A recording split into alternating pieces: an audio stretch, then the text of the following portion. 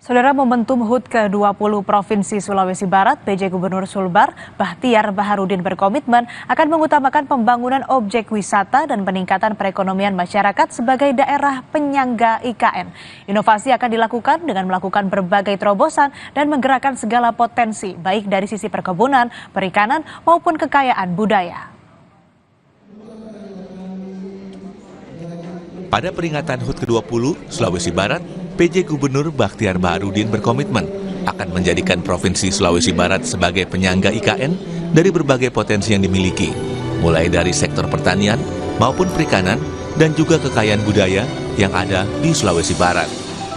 Hal tersebut disampaikan Bahtiar Baharudin usai mengikuti rapat paripurna di Gedung DPR Provinsi Sulawesi Barat pada peringatan hari ulang tahun ke-20 Sulbar pada hari Minggu, 22 September 2024.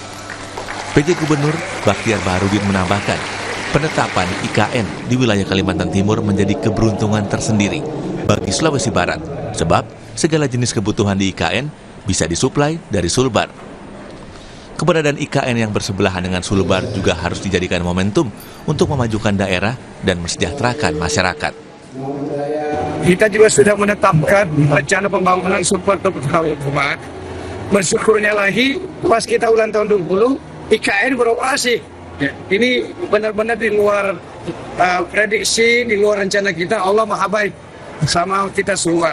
Kenapa pas ulang tahun 2020 itu IKN Ibu Kota Negara itu dari Jakarta itu pindah ke Kalimantan Timur. Nah, oleh karenanya dengan keberadaan ibu kota yang bersebelahan langsung dengan provinsi kita benar-benar harus dijadikan momentum peluang untuk memajukan Sulawesi Barat berlipat-lipat kali.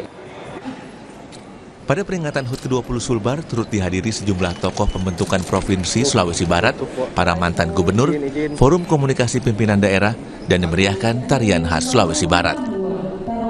Wahyu Andi, Kompas TV Mamuju, Sulawesi Barat.